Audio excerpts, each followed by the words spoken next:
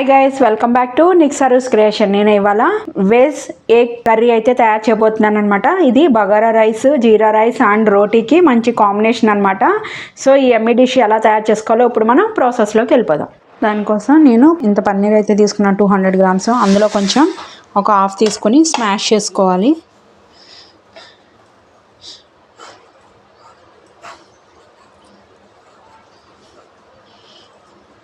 Smash చేసుకున్న తర్వాత ఇందులో ఒక హాఫ్ స్పూను సాల్ట్ యాడ్ చేసుకోవాలి. అంటే క్వాంటిటీని బట్టి, నేను ఈ క్వాంటిటీకి ఒక హాఫ్ స్పూన్ అయితే సాల్ట్ తీసుకున్నాను.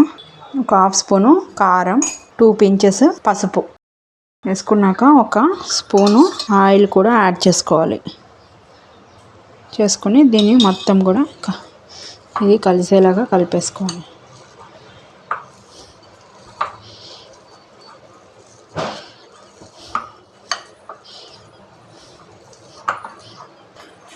ఈ విధంగా అయితే చేసుకోవాలన్నమాట. ఇప్పుడు చిన్న చిన్న బాల్స్ లాగా అయితే చేసుకోవాలి. వీటిని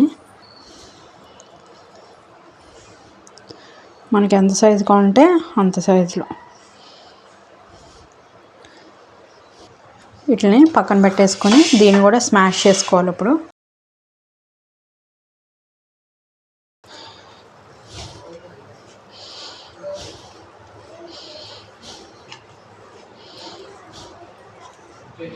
ఇలా స్మాష్ చేసుకున్న తర్వాత ఇందులో ఒక 2 స్పూన్స్ కార్న్ఫ్లవర్ యాడ్ చేసుకోవాలి. మళ్ళీ దీన్ని మొత్తం కూడా ఈ కార్న్ఫ్లవర్ ఇందులో కలిసేలాగా కలిపేసుకోవాలి. ఈ విధంగా కలుపుకున్న తర్వాత కొంచెం ఇందాక మనం ఎల్లో బాల్స్ చేసాం కదా, దానికన్నా కొంచెం ఎక్కువే తీసుకోవాలన్నమాట. తీసుకొని దీన్ని ఇలా కొంచెం బౌల్ టైప్ లాగా చేసుకొని ఇది ఇందులో పెట్టుకొని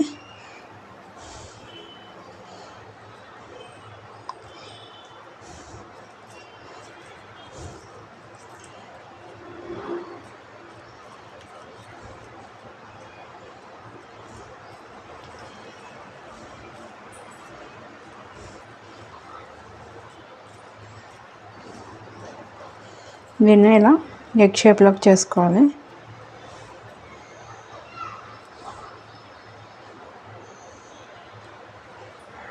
చూడండి, ఈ విధంగా చేసుకొని పక్కన పెట్టుకోవాలి. నేను తీసుకున్న 200 గ్రామ్స్కి నాకు ఇలాంటివి 8 అయితే అయినాయి అనమాట. ఒక బౌల్ తీసుకుని దాంట్లో ఒక 2 స్పూన్స్ మైదా తీసుకోవాలన్నమాట. ఎందుకు అంటే ఇది పైన కోటింగ్ కోసము, డిప్ చేయడం కోసం అని చెప్పి ఇందులో తగినన్ని వాటర్ పోసుకోవాలి.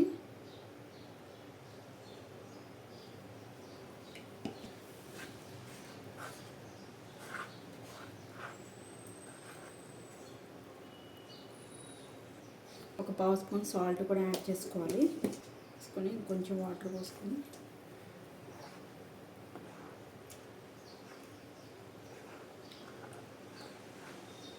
ఉండలన్నాయి లేకుండా మొత్తం కూడా ఈ విధంగా కలిపేసుకోవాలి. ఇప్పుడు డీప్ ఫ్రైకి సరిపడా ఆయిల్ పోసుకోవాలన్నమాట. గ్యాస్ ఆన్ చేసుకొని కళాయి పెట్టేసుకొని ఇందులో ఆయిల్ పోసుకుందాం. ఆ ఎగ్ అనేది ములిగేంత వరకు ఉంటే సరిపోతుంది. ఆయిల్ కూడా హీట్ ఎక్కిపోయింది. మనం చేసుకున్నవి ఉన్నాయి కదా, ఇందులో ముంచేసి బ్రెడ్ క్రమ్స్లో కొంచెం ఇలా రోల్ చేసుకుని ఇందులో వేసేసుకోవటమే. ఇలా ముంచాక లో ఫ్లేమ్లో పెట్టుకుని ఫ్రై చేసుకోవాలన్నమాట. ఎందుకంటే లోపల కూడా ఫ్రై అవ్వాలి కదా. ఒక్కొక్కటి ఈ విధంగా ఈ మైదాలో డిప్ చేసి మళ్ళీ బ్రెడ్ క్రమ్స్లో ఇలా రోల్ చేసుకుని ఒక్కొక్కటి మనం కాగే ఆయిల్లో వేసుకోవాలి.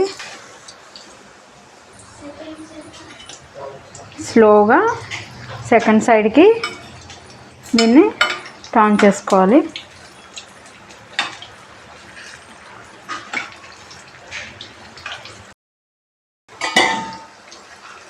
కానీ ఇదైతే లో ఫ్లేమ్లో పెట్టుకునే ఫ్రై చేసుకోవాలి, లేకపోతే మాడిపోతుంది. పైన మాడిపోతుంది, లోపలేమో ఫ్రై అవుతుంది అనమాట. అదే కనుక లో ఫ్లేమ్లో పెట్టుకుంటే చక్కగా లోపల కూడా బాగా కుక్ అవుతుంది అండ్ పైన కూడా గోల్డెన్ బ్రౌన్ కలర్లా వచ్చే వరకు ఫ్రై అవుతుంది అనమాట. చూడండి, ఇలా ఫ్రై అయితే సరిపోతుంది. వీటిని తీసేసుకుందాం. ఇది కూడా ఫ్రై అయిపోయింది. గ్రేవీ తయారు చేసుకున్నాం. మిక్సీ జార్ తీసుకుని అందులో మీడియం సైజ్ ఆనియన్స్ నేను ఒక 3 అయితే తీసుకున్నాను. ఈ విధంగా కట్ చేసుకుని వేసుకోవాలన్నమాట. అలాగే మీడియం సైజు టొమాటోస్ ఒక 3 తీసుకున్నాను. అవి ఇలా కట్ చేసుకొని అవి ఒక 3 పచ్చిమిరపకాయలు ఈ విధంగా కట్ చేసుకున్నాను. ఇవన్నీ కూడా మెత్తగా పేస్ట్ చేసుకోవాలన్నమాట. ఇప్పుడు మళ్ళీ ఆయిల్ మొత్తం తీసేసుకొని గ్యాస్ వెలిగించుకొని మళ్ళీ బౌల్ పెట్టుకోవాలి. అందులో ఒక 5 స్పూన్స్ ఆయిల్ అయితే యాడ్ చేసుకోవాలి.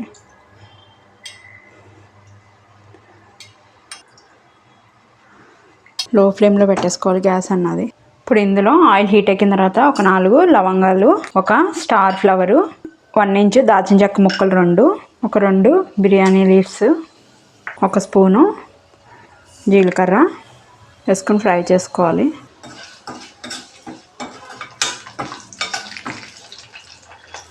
అది కొంచెం ఫ్రై అయిన తర్వాత మన ఆనియన్ టమాటోస్ కలిపి పచ్చిమిర్చి కలిపి పేస్ట్ చేసుకున్నాం కదా, అది కూడా ఇందులో యాడ్ చేసేసుకోవాలి. ఇప్పుడు ఇందులో ఒక స్పూన్నర సాల్ట్, తర్వాత టేస్ట్ చూసుకుని అడ్జస్ట్ చేసుకోవచ్చు. నేను ఫస్ట్ అయితే ఒక స్పూన్నర అయితే యాడ్ చేస్తున్నాను. ఇందులో గ్యాస్ అన్నది లో ఫ్లేమ్లోనే ఉండాలన్నమాట. ఒక 2 స్పూన్స్ కారం పొడి, ఒక 1/2 స్పూను పసుపు, ఒక 2 స్పూన్స్ ధనియా పొడి, 1 స్పూను ఇంట్లో తయారు చేసుకున్న గరం మసాలా పౌడర్ అన్నీ వేసుకొని కలిపేసుకోవాలి.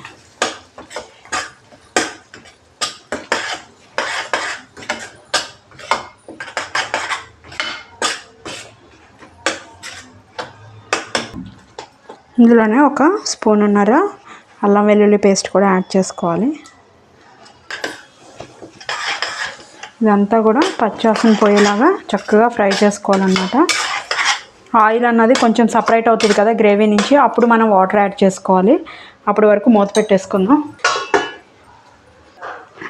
ఒకసారి మూత తీసుకొని చూసుకుందాం. చూడండి, ఈ విధంగా ఎగిరిపోయింది కదా. ఇప్పుడు మనం ఇందాక మిక్సీ జార్ కడుక్కున్న వాటర్ ఉన్నాయి కదా, నేను అవి ఇందులో యాడ్ చేసేస్తున్నాను అనమాట.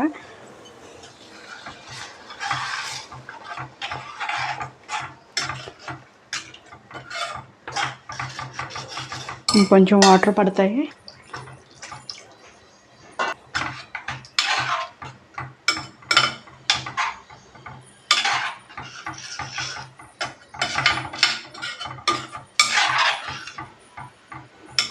మూత పెట్టేసుకొని దీన్ని బాగా మగ్గనిద్దాము. ఒకసారి మూత తీసుకొని చూసుకుందాం. చాలు, ఈ విధంగా అయితే ఇవి అయితే సరిపోతుంది. ఇప్పుడు గ్యాస్ ఆఫ్ చేసేసుకుందాం. ఆఫ్ చేసుకుని పైనుంచి నీట్గా కడిగి కట్ చేసుకున్న కొత్తిమీరని యాడ్ చేసేసుకుందాం.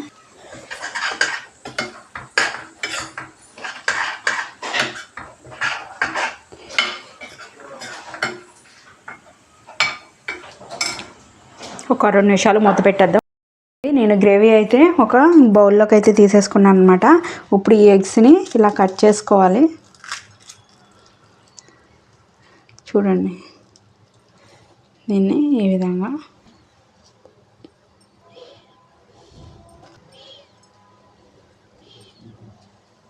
టేస్టీ స్పైసీగా వెజ్ ఎగ్ కర్రీ అయితే రెడీ అయిపోయిందనమాట. సో నేను దీన్ని బగారా రైస్తో సర్వ్ చేస్తున్నాను. ఇది ఫ్లేవర్డ్ రైస్తో అయితేనే బాగుంటుంది అనమాట, ప్లెయిన్ రైస్తో బాగోదు. మీరు కూడా తయారు చేసుకుని టేస్ట్ ఎలా ఉందో నాకు కామెంట్ చేయడం అయితే మర్చిపోకండి. మీరు ఫస్ట్ టైం నా ఛానల్ చూస్తున్నట్టయితే సబ్స్క్రైబ్ చేసుకోండి. ఇలాంటి మరికొత్త వీడియోస్ కోసం బెల్ బటన్ ప్రెస్ చేయడం అయితే మర్చిపోకండి. ఈ వీడియోని మీ ఫ్రెండ్స్ అండ్ ఫ్యామిలీ మెంబర్స్కి కూడా షేర్ చేయండి. Thank you guys.